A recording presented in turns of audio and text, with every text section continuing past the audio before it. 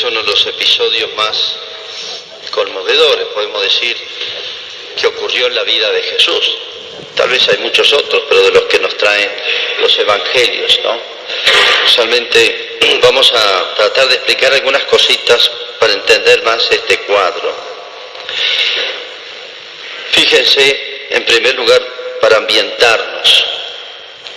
Dice: un fariseo invitó a Jesús a comer con él. Se sentó a la mesa y una mujer que estaba en la ciudad, colocándose detrás de él, se puso a llorar a sus pies y comenzó a bañarlos con sus lágrimas. Uno, si piensa como es un comedor ahora, esto suena raro. Uno dice: ¿dónde se puso la mujer? Se metió en cuatro patas abajo de la silla. Acá dice se sentó. En realidad es así. Los judíos habían, por influjo de los romanos, habían adquirido las costumbres romanas de comer. Ellos lo llamaban triclinios. Suena raro para nosotros, pero ellos comían así. Eran como una U, que eran como unos sillones, de la altura, por ejemplo, de la rodilla, un poquito más, y se recostaban. Y por el centro de la U, digamos, servían la comida. Entonces uno estaba recostado, apoyado sobre un brazo, sobre el otro. Así eran los comedores de los judíos, que lo habían incorporado de las costumbres romanas de comer. La verdad es que a uno le resulta bastante incómodo comer así acostado, pero no sé, era costumbre de ellos. Por eso la mujer se pone atrás, claro, los pies quedan atrás, uno está como acostado, si fuese casi una cama, en forma de U. Eran con madera, pero arriba ponían almohadones.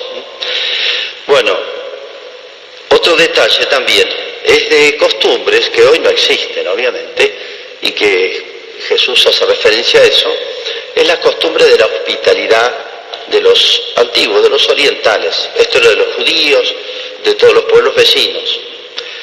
Eran muy hospitalarios. En general todos los pueblos que están así, o tienen su población dispersa en zonas lejanas de esa época, ¿no? Donde los caminos se hacían a pie, eran fatigosos, a veces no había suficiente agua en el camino, o sea, uno llegaba cansado, agotado. Entonces habían algunos rituales muy típicos de la hospitalidad. Uno de ellos era lavado los pies. En realidad lo que hacían, le traían una tinaja. El agua era complicada, había que ir a buscarla a un pozo normalmente. Entonces ponían el agua en unas tinajas y le ponían los pies ahí, en remojo, digamos. Porque, bueno, muchos iban descalzos con unas sandalias muy elementales y eso cansaba. Entonces eso era una manera de descanso, un gesto de benevolencia, un gesto hacia el que venía. ¿Se acuerdan que Jesús le lavó los pies a los apóstoles en la última cena? Es un gesto como de hospitalidad, un gesto de caridad con una muy grande. Otro era, saludaban con un doble beso. Y otro era de ponerle en la barba a los varones y o en el pelo también perfumes. Los antiguos usaban mucho los perfumes, les encantaba. Era un producto caro, por eso un gesto de hospitalidad muy grande. Ponerle un perfume, pues los perfumes no se fabricaban ahí, los traían de Arabia, los traían de Egipto, así que imagínense, eran importados, digamos. Bueno, todo esto para entender los gestos que hace esta mujer. Bueno, acuérdense que los fariseos no eran justamente los más amigos de Jesús, porque Jesús les reprochaba a esta gente y a los fariseos el defecto típico de ellos, de todo este grupo. Era un grupo que aparentemente era religioso, pero era más político que religioso. Habían vaciado un poquito el sentido religioso que debía tener el pueblo de Israel. Acuérdense que este pueblo fue hecho por Dios, fabricado por Dios, se puede decir, desde el principio. Arrancó con una familia. Israel lo hizo de punta a punta a Dios. No es que Dios tomara un pueblo, como si dijera, bueno, los uruguayos, un pueblo que ya existe. No, tomó una familia y de ahí lo fue guiando con su providencia, y bueno, llevábamos 2000 años.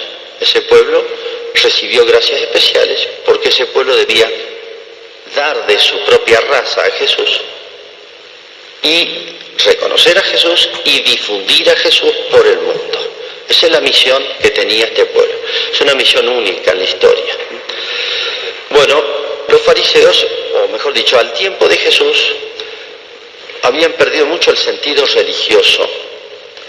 Y como siempre habían estado rodeados de grandes imperios, los grandes imperios, los caldeos, los medos, los persas, los griegos, los egipcios y últimamente los romanos, eran grandes imperios, entonces Israel siempre vivía acomplejado.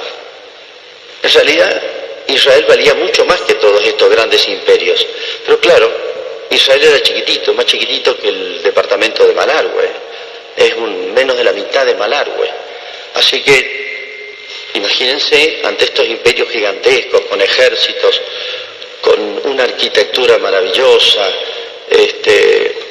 tecnológicamente mucho más desarrollados, los judíos vivían acomplejados, entonces siempre querían imitar, y Dios les mandó a decir muchas veces, no, ustedes tienen algo que no tiene nadie, que es un pueblo elegido, y la moral y la religión de Israel no la tenía ningún pueblo. Lejos, Israel aventajaba a todos. Pero bueno, esas ventajas, esas riquezas eran espirituales. Y los seres humanos somos más propensos a los valores materiales que a los valores espirituales. ¿Cuántas veces uno escucha, gracias a Dios, tantas familias, que a uno le dicen, padre, tenemos lo necesario, lo justo, pero tenemos algo que vale mucho más, que mi familia estamos todos unidos, nos apoyamos, nos queremos, etcétera. Eso es una riqueza moral, espiritual. No es material, es moral, humana, espiritual. Y eso vale mucho más que todos los demás. A una familia que tiene un sentido de Dios, sentido cristiano para resolver todas sus cosas. Bueno, esa es una riqueza mucho más grande. Pero a veces nos deslumbra las cosas materiales. Hoy, como ayer, el ser humano es igual, ¿no? No había la tecnología en esa época que hay hoy. Pero bueno, los otros pueblos eran mucho más desarrollados tecnológicamente. Recuerdan, por ejemplo, los judíos delante de Jesús se enorgullecen del templo. Mirá qué templo, mirá qué piedra, le dijeron. Y Jesús le dijo, miren, esto no va a quedar piedra sobre piedra. Y se enojaron. Ese templo no lo habían hecho los judíos, ese templo se lo habían hecho los romanos. Trajeron arquitectos de Roma, le hicieron un templo fantástico. Todavía quedan los cimientos de ese templo, unas piedras perfectamente trabajadas. Se enorgullecía, como diciendo, mirá, nosotros también tenemos igual que Roma este edificio. Y Jesús le dice, miren, la riqueza de ustedes no son este templo, estas piedras, esta arquitectura, las cosas materiales. La riqueza de ustedes es espiritual. Y sobre todo la riqueza de Israel era Jesús. La riqueza con mayúsculas se puede decir. Bueno, los fariseos eran esos que más que religiosos eran políticos. Ellos, para enfrentarse a Roma, para tomar distancia de Roma, porque la mitad de los judíos eran pro-romanos y la otra mitad anti-romanos, insistían en las tradiciones de Israel, tradiciones sobre todo religiosas, pero era para decir nosotros tenemos nuestra propia cultura.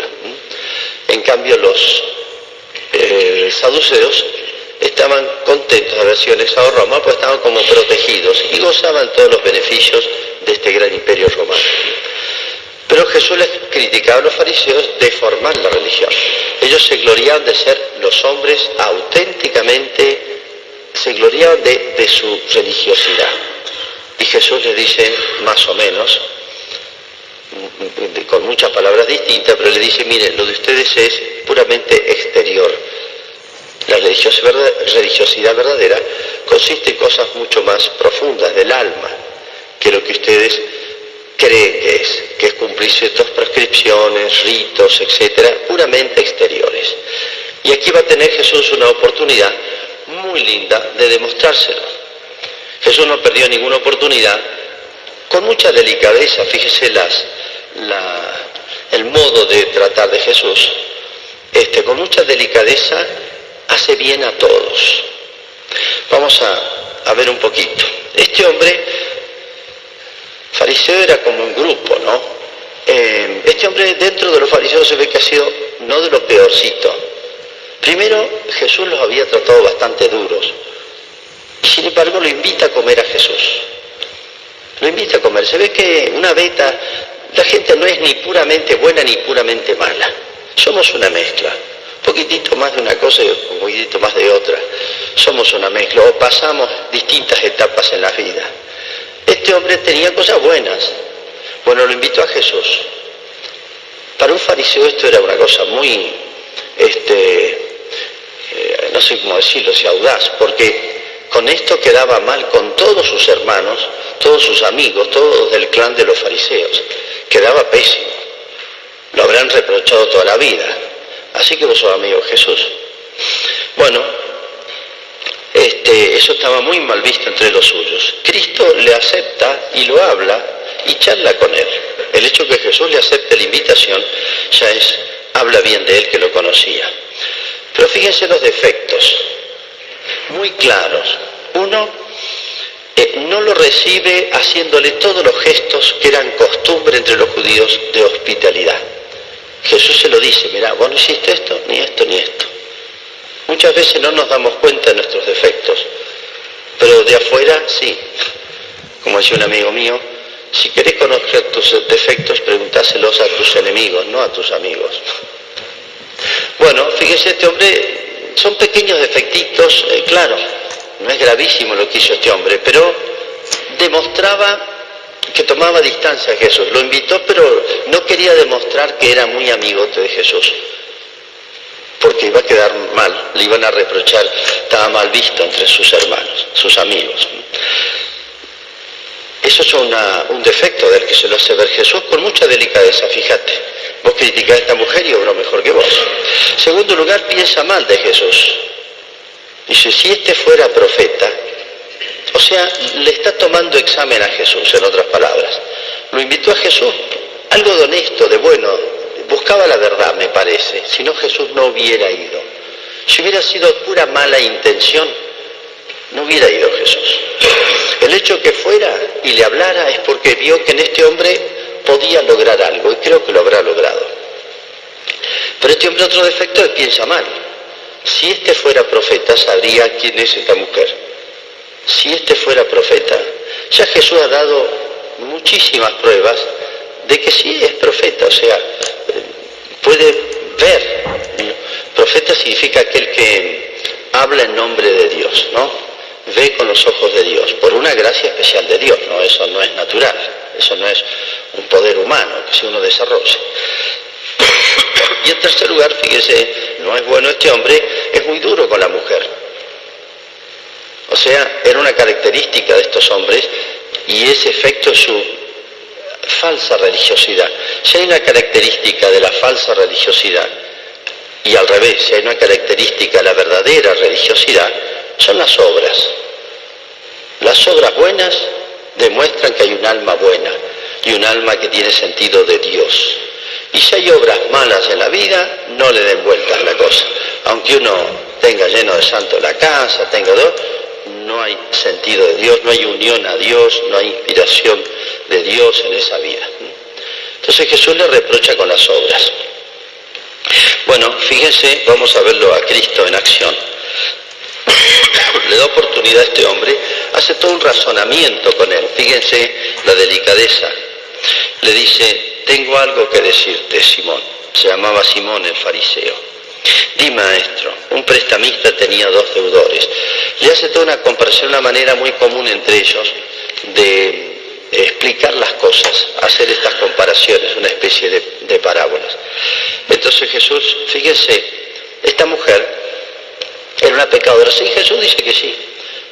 No se sabe qué clase de pecadora era. Algunos dicen, bueno, ha sido la prostituta del pueblo, puede ser, no lo dice. Otros piensan que era una mujer que no le interesaba nada cumplir con las cosas de la ley. De la ley me refiero a la ley religiosa. Entonces en ese sentido también se los llamaba pecadores. O sea, llamémosle una persona no practicante, diríamos nosotros, alejado de la iglesia, en ese sentido.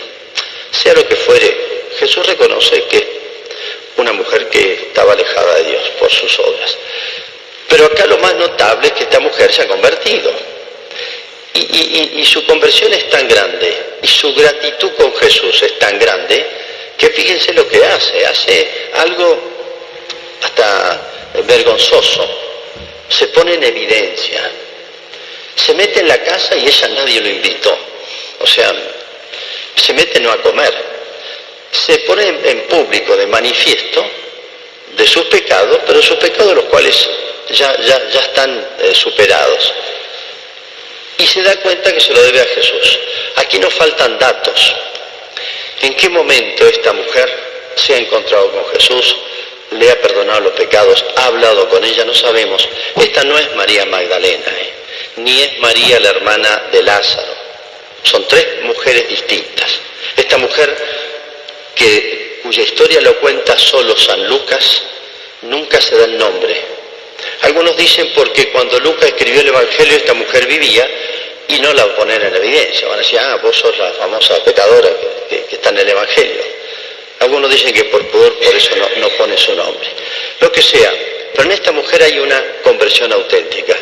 Y fíjense, Jesús la compara.